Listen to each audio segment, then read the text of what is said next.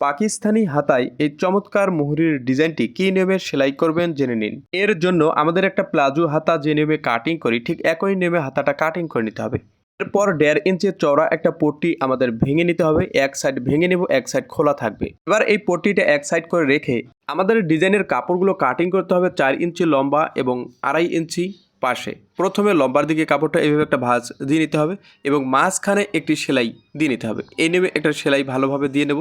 এরপর সেলাইয়ের সুতাটা ভালো করে কাটিং করে নেওয়ার পর কাপড়টা এইভাবে ধরে একটি ভাঁজ দিয়ে নিতে হবে। এই নিয়মে ভাঁজ দিলে ত্রিভুজ হয়ে যাবে। এই ত্রিভুজের 2টা পার্ট হবে। প্রথমে আমাদেরকে উপরের পার্টটা এইভাবে একটা ভাঁজ দিয়ে নিতে হবে। এরপর দ্বিতীয় পার্টটা আরেকটু ভাঁজ দিয়ে নিতে হবে।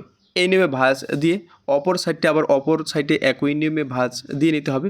তাহলেই আমাদেরকে এই সুন্দর আকর্ষণীয় ডিজাইনটা হয়ে যাবে। তো এই নিয়মে আমাদেরকে পর্যাপ্ত পরিমাণ এই ডিজাইনগুলো সেলাই করে নিতে হবে। এবার ডিজাইনগুলো এক সাইড করে রেখে আমাদের 1.5 ইঞ্চি পট্টির দিকটা উপরের দিকে রেখে আমাদের ডিজাইনগুলো এই নিয়মে বসিয়ে নিতে হবে। তো সাইডে 1 ইঞ্চি পরিমাণ সেলাইয়ের কাপড় রাখবো আর পট্টির লম্বাটা থাকতে হবে মুহুরির মাপের সমান।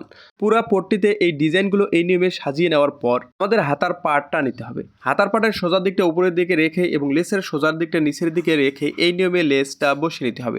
তো এক সমান করে সেলাইটা দিয়ে নিতে হবে। এই নিয়মে সেলাইটা দিয়ে নেওয়ার পর লেসটা বাইরের দিকে বের করে আঙুল দিয়ে ভালোভাবে ঘষে ঘষে বসিয়ে নিতে হবে। এবার ডিজাইনের উপরে আমাদের এই লেসটা এই নিয়মে বসিয়ে নিতে হবে এবং প্রত্যেকটা ডিজাইন যেন এক সমান বের হয় তা খেয়াল রাখতে হবে। শুরু থেকে শেষ পর্যন্ত এক সমান এই লেসটা এই নিয়মে বসিয়ে নেওয়ার পর নিচের বাড়তি যে 1.5 ইঞ্চি পরিমাণ কাপড় এটা আমাদের বডির দিকে আঙুল দিয়ে ভালোভাবে ঘষে ঘষে বসিয়ে নিতে হবে। এরপর পট্টির খোলা সাইডে একটা সেলাই দিয়ে পট্টিটা আটক করে নিতে হবে। এরপর দুই সাইডের বাড়তি কাপড়গুলো কাটিং করে নেওয়ার পর মুহুরিটা মাঝখানে ভেঙে মুহুরির মাপ অনুযায়ী সেলাই করে নিতে হবে।